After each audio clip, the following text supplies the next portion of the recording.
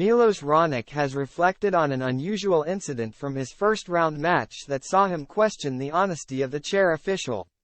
Milos Raonic has backtracked after claiming the officials in his Canadian Open first-round match weren't being completely honest. There was an unusual call when Fergus Murphy awarded Frances Tiafoe a point after he touched the net because it came outside of the singles lines. Raonic was still able to advance and booked his spot in the last 16 with another victory on Wednesday. There was drama on day 1 of the Canadian Open when a little-known rule was enforced in Raonic's match against Tiafoe. The 9th seed hit a winner on set point in the first set tiebreak but touched the net, an act which usually means a player loses the point. But because the American only touched the net beyond the singles post, with a doubles net being used for the singles match, Murphy changed his call and gave Tiafoe the point, which gave him the first set. The supervisor came to the court to explain but after coming back to win the match. Raonic said, "I don't have faith that they were being completely honest, but it is what it is." However, the former world number 3 has now made a U-turn and agreed that the umpire made the right decision. "It was the right call by Fergus," Raonic said after beating Taro Daniel to advance to the third round.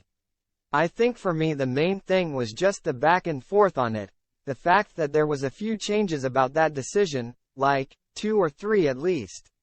So, obviously, when somebody changes their mind, you're not exactly sure if they are kind of sure in the decision they're making." While he understood the rule, Raonic admitted that he wasn't sure if it needed a review. "And I think it's also, like, everybody I've kind of spoken to, it's kind of a rule it's not outdated, but it's kind of not a logical rule," he explained. "Because I think, my understanding is if I touch that ball that goes across the court, it is my point. Because by him leaning on that part of the net, it affects the height of the net, right? So then it becomes my point. So it only counts as a permanent object, or whatever the writing would be, because it's a winner.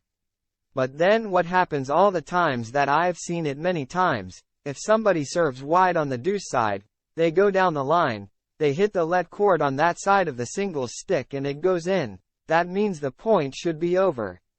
Because as a permanent object, it should be the same as, hitting the umpire's chair and the ball going in the court.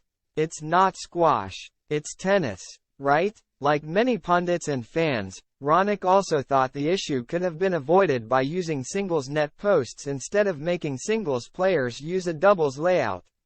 He added, "So I think consistency is the most important thing. Also, when I kind of look back at it, I don't know if it's because we have the rubber nets at ATP events, but there probably should be singles sticks. Like Grand Slams have singles stick.